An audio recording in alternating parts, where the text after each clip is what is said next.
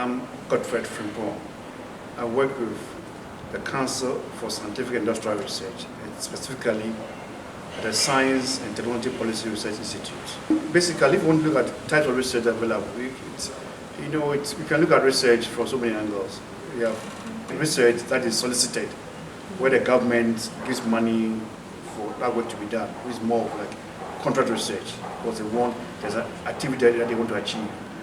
And there's research which is unsolicited, which is basically the research scientists, conceive an idea, maybe based on the national political areas, and do the research. At the end of the day, it reports or feed the research findings into the national policy making system. Or it can be a consultancy. Somebody is paid by this organization to come and look at an issue in the country and report to the funder. I think the main one is it's more of solicited research, because the unsolicited, it's all been basically not funded by the government. The solicited is funded by government, and basically it comes through projects. For example, Ghana government wants money from the World Bank, want money from the African Development Bank, want money from an agency. So the agency brings, as part of the package, brings a research team, a consulting company, to come and evaluate the system, come to and advise the government.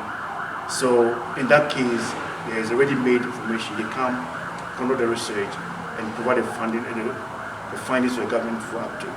I think basically that's where a lot of government does a lot of research work for. For evidence-informed policy, is based on facts and figures. It's not based on assumptions, or not based on wishful thinking or political expediencies. It's based on things that are available. So let me give an example of they talk about waste, banning the use of plastics in the country. The government has realized that because of improper management of plastics, it's caused a lot of blockade in the drainage system.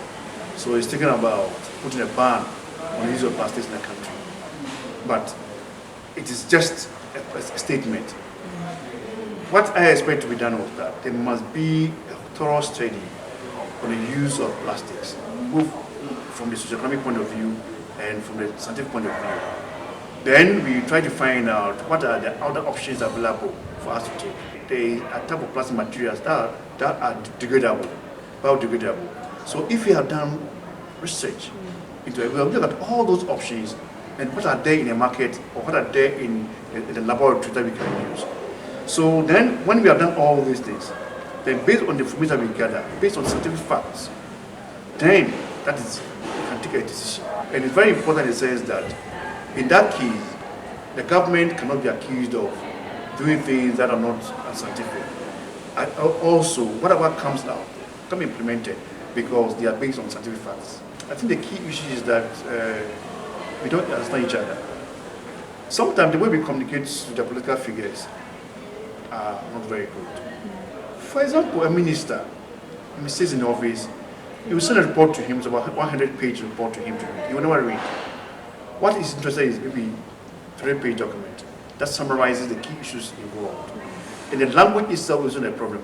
The scientists will talk about when they show scholarship. The policymaker is not interested in the big scientific languages that we put across. He wants to understand the simple language, English language that he understands, that he wants to be seen. So the issue of communication is a very important issue that we need to tackle. Coming out with scientific findings is not easy. It takes time. The policymaker, the politicians want its information yesterday. So he or she do not want to wait till you go through all the rigorous of scientific research before the findings comes out. So what do? He thinks, put people together, they think, brainstorm, and it's there. So that makes it very difficult for science to feed into policy making. Yeah, I think, fortunately, all over the world, things are changing. Evidence-based research for policy making has become the order of the day. Everybody's talking about it. Not just talking about it as a norm. It is because of the good things that are coming of it. Because when policies are based on evidence, it's good in the sense that it's able to achieve its targets.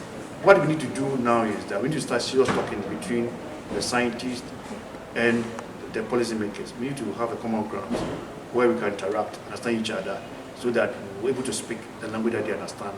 The language, when you speak, we're able to understand their language, you know. And also, we also need to demystify policymaking. Policymaking is not anything all of us can understand. Once we do that, then I can speak to the policymaker, he can also speak to me, and all of us we can arrive at the same conclusion.